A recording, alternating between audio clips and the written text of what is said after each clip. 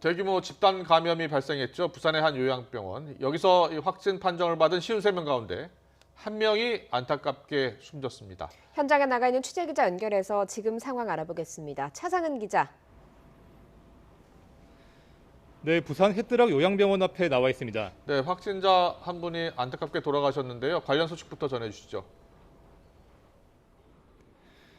네, 이 병원에 있던 확진 판정을 받은 환자 한 명이 안타깝게도 숨졌습니다. 80대 환자인데요. 어제 확진 판정을 받은 뒤에 부산대병원으로 이송됐는데 코로나19 증상이 심해져 안타깝게도 숨졌다고 부산시는 밝혔습니다. 네, 어제까지 이 병원에서 나온 확진자는 53명입니다.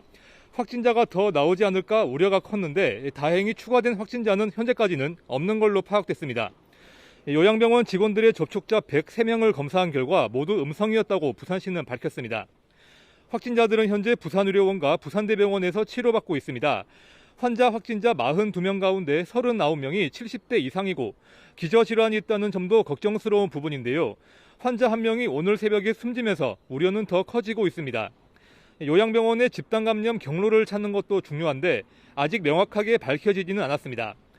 부산시 보건당국은 병원에서 처음으로 확진 판정을 받은 50대 간호조무사를 지표 환자로 보고 있지만 이 간호조무사로부터 병원 내 감염이 확산했다고 단정할 수는 없습니다.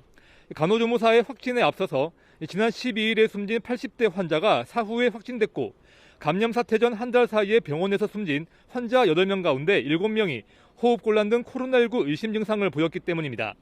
역학조사가 진행 중인 상황이라 단정할 수는 없지만 현재로선 외부 활동이 가능한 직원들에게서 감염이 퍼졌을 가능성이 커 보입니다. 병원이 위치한 부산 만덕동 일대에서 확진자가 속출한 상황과도 관련성이 있을 거로 추정됩니다. 어제 긴급 대책회의를 연 부산시는 만덕동을 비롯해 부산 지역 모든 요양병원을 대상으로 진단검사를 진행하기로 했습니다. 애초에 오늘까지였던 만덕동의 집합 제한 명령은 2주간 연장됐습니다. 지금까지 부산 햇드락 요양병원 앞에서 YTN 차상입니다.